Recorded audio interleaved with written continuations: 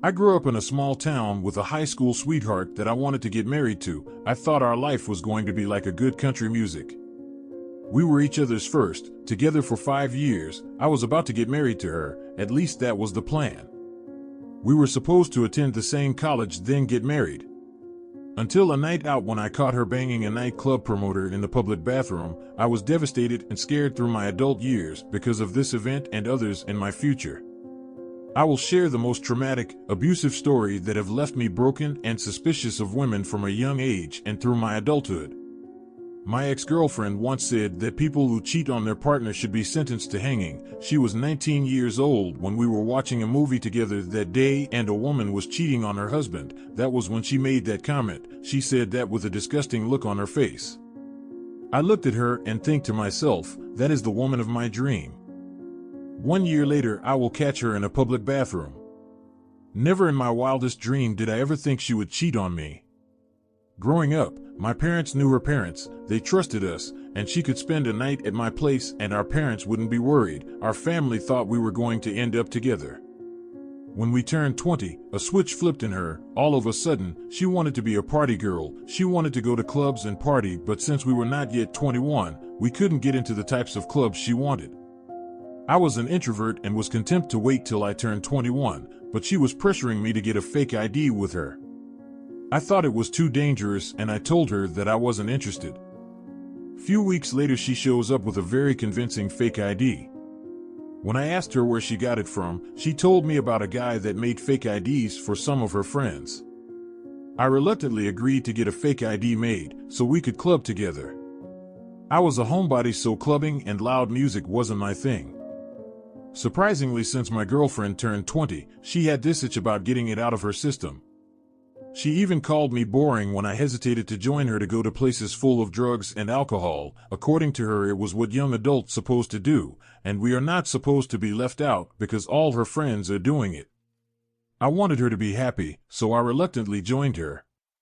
I also told a close friend of mine to join us, and we both went and got the fake ID. Fast forward the following Friday, we planned on going out together, but I fell sick and couldn't go. I thought my girlfriend would cancel as well, but she decided to go with her female friend without me. I remember thinking that she wasn't the same person, and something had changed. Even her friend group have changed as well. The following week I was feeling better, and we went out together with my best friend. When we got to the club, I was nervous that the ID wouldn't work. Fortunately, the bouncer looked at it and gave it back to me and waved all three of us in. Years later, I would find out that the club was kind of shady and had to be shut down for letting in minors and giving them alcohol. When we were let in, a key moment that I saw as a red flag was when my girlfriend was waving at a taller guy that was exceptionally dressed standing on the entrance of the club, close to the bouncers. He winks at my girlfriend, and she waved at him enthusiastically. I asked her who he was, and she responded that he is just a promoter. I tried to ask her how she knew him because I was getting jealous, but the loud music drowned my voice. She never answered the question because she couldn't hear what I was saying. We got some drink and started drinking since that's what people were doing. The more alcohol we drank, the more fun the music gets. Me and my buddy were jumping around to the beat and having fun. I looked around and my girlfriend wasn't there. I asked my friend if he had seen her, and he told me that she went to the bathroom. About 10 minutes later, my girlfriend wasn't back, and we both decided to go upstairs because we heard that there is another bar upstairs with a good view of the city. I wanted to check it out and then quickly come back downstairs because my girlfriend would be looking for us when she comes back from the bathroom. Me and my friend went upstairs. It was more of a lounge with couches. It was quieter because it was an open roof. On our way to the bar, I looked at the corner and saw a silhouette of a woman that looks like my girlfriend, and she was talking to the same guy that I saw at the entrance. I came closer to make sure that it was her, and sure enough, I saw her smiling and chatting with him. I broke up the conversation and asked my girlfriend to come with us at once. The guy looked at me and smiled, and my girlfriend looked angry like I interrupted something important. I asked her who he was and how did she know him. She responded that she was trying to get us in the VIP, and he is a cool club promoter, and he is friends with everyone, and he has a lot of girlfriends, so I shouldn't be worried. I told her that I am not interested in the VIP and that I couldn't believe that she left us without telling us where she went, and she should stay with me and I don't want to see her talking to him again. She called me jealous and controlling and we started to argue. I left her with my friend in the corner and I went to get us some drinks. When I came back, she was on her phone texting someone. Right about then my friend told me that he was going to find the bathroom downstairs and left. Now it was me and my girlfriend as she continues to text and wouldn't speak to me because she was mad that I interrupted her conversation with the club promoter. Few minutes later, she stood up and was about to leave and I asked her where she was going, and she told me that she was going to the bathroom and sarcastically invited me to follow her since I don't trust her. I ignored her as she left angry. I was now alone on the chair waiting for my buddy and my girlfriend. Few minutes later, my buddy came back with the biggest grin on his face. I asked him why he was smiling, and he told me that when he was washing his hands in the bathroom there were a couple going at it in one of the bathroom stalls. We knew some crazy SHT goes down at the club and we both found that funny and laughed about it, but I immediately had this feeling that I should run downstairs and check it out for myself. Being new to the club scene, I have heard this happen multiple times. I see it on the internet and wanted to witness it for myself. I asked my friend for the direction to the bathroom, then I ran downstairs before the show was over. When I got to the bathroom, I had to stand in line for a minute. It was messy and there were some drunk people talking loudly and laughing. There were about 6 bathroom stalls, and I couldn't hear anybody having sex like my friend told me. I thought maybe my friend was lying, so I decided to take a leak in the urinal that is parallel to the bathroom stall. As I was taking a leak, one of the bathroom stall opened and I instantly looked over my shoulder to see who it was, and to my horror, it was my girlfriend coming out of the bathroom stall. She was fixing her dress with the promoter behind her fixing his belt. I was so shocked that I didn't realize that I was already leaking all over my pants. I screamed her name and asked her why she was having sex with him. She was shocked that I caught her and didn't have anything to say. She later responded that I was embarrassing her. She was in the men's bathroom and just got done doing you know what and was saying that I was embarrassing her. I called her all kind of names and embarrassed her more. Everybody laughed and made fun of her as we argued. The club promoter disappeared without me knowing. I told her to go home with the club promoter that she was banging and that we are through. I went upstairs and told my friend that we were leaving. He followed behind me asking me about my girlfriend, but I didn't tell him anything till we got to the car. He was stunned when I told him that the girl he heard having sex in the male bathroom was my girlfriend. I couldn't believe that she would do this to me. I was having flashbacks of her coming out of the bathroom and it continues to stay with me even as I write this. I was cursing her all the way home after dropping off my friend. She even had the nerves to call me asking me why I left her at the club. I told her that her new boyfriend should drive her home. I went home and couldn't sleep all night. She kept calling me, but I ignored her calls. I should have blocked her, but it wasn't easy to let go like that, and yet I didn't want to speak to her because I was so angry at her.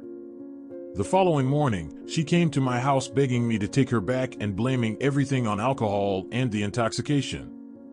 I asked her how many times they have had sex, and she said it was only that one time. I would later find out from her friends that she had gone to that club multiple times before we went, which means that she must have done that countless times. I was devastated. Because of our breakup, I couldn't eat well for days.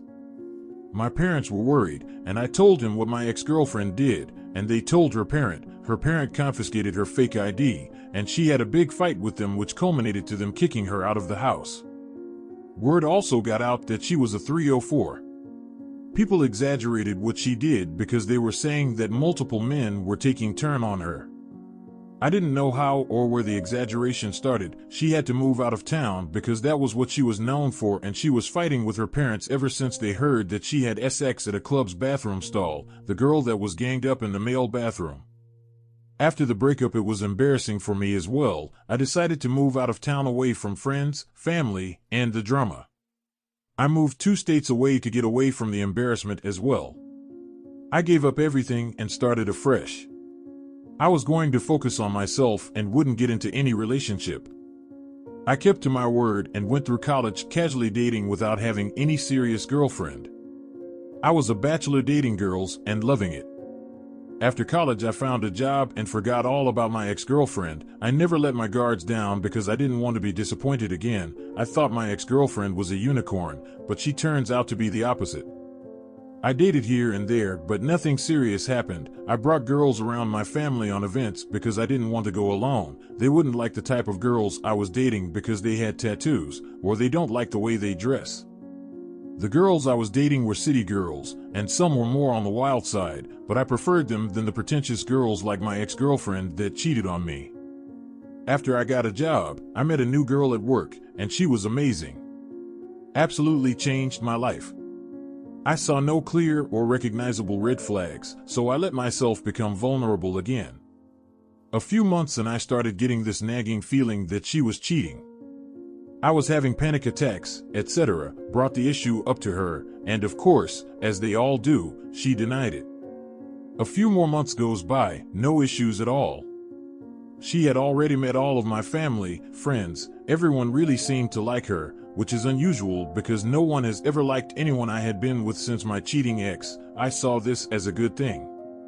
It still took me a while to trust her enough to allow her to move in with me. We started living together and everything seemed fine. Then came the intrusive thoughts. She had convinced me that I was crazy, and I considered checking myself into a mental hospital. I thought I was bringing past trauma into my current relationship.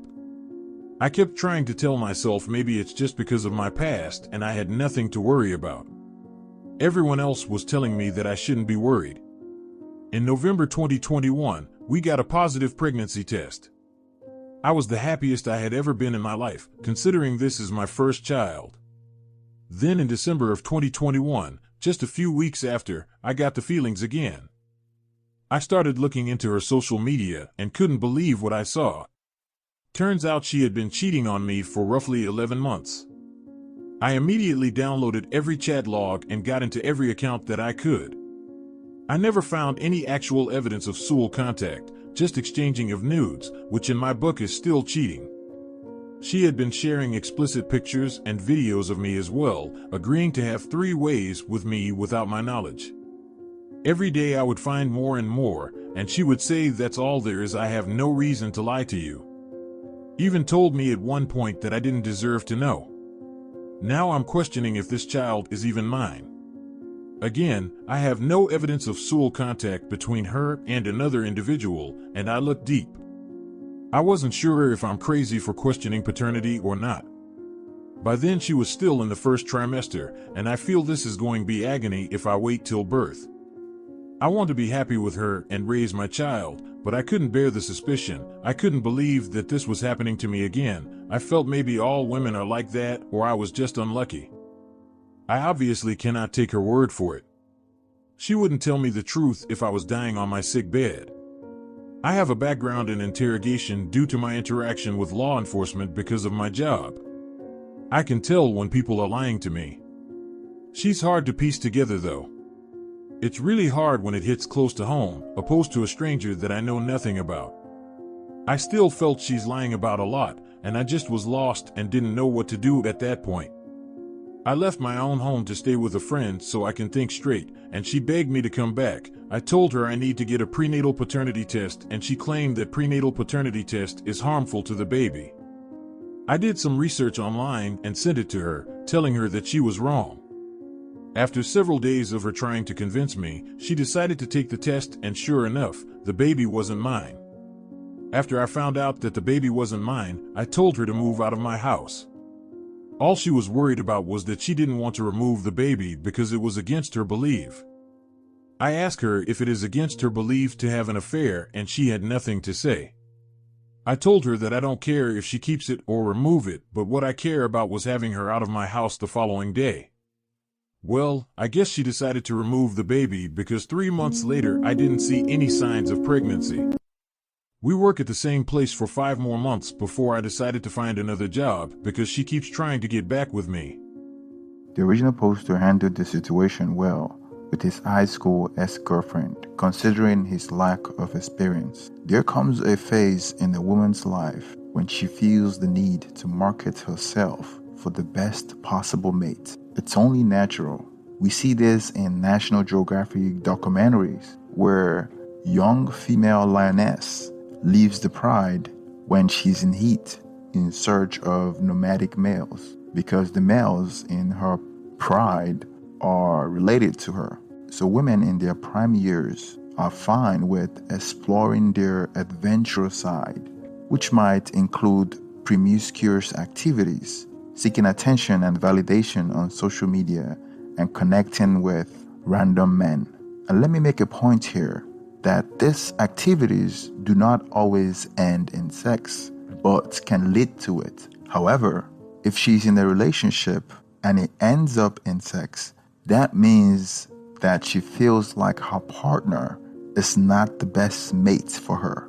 I don't care what you say, most women have this phase. The only exception is when they feel like they're with the best possible mate. Since the advent of social media, this behavior is more noticeable when they post a lot on their social media to advertise themselves to a wider audience of men. And some of these women stay in this phase forever because their expectations are too unrealistic and they are not getting the commitment from the types of men they feel like they deserve. There's a cognitive dissonance with most Western women that are average but feels like they are 10, so they deserve the top percentage of men. So they're stuck in this stage of perpetual attention seekers. So if you're with a woman that is very active on social media, especially when it has something to do with seeking attention, then chances are that she thinks that she could do better than you and she is shopping for something better. And you're just a placeholder till the next guy comes along. Now back to our original poster. I think the original poster is unlucky with women he picks, and he did the right thing by breaking up with his cheating ex-girlfriend and also getting the prenatal paternity test done rather than sticking around in a relationship with someone that he doesn't trust. And the message that I want to put out there today is you should trust your gut feeling, because your gut feeling is your third eye. Please do not forget to hit the thumbs up to like the video so I can make more content like this. Thank you and have a great day.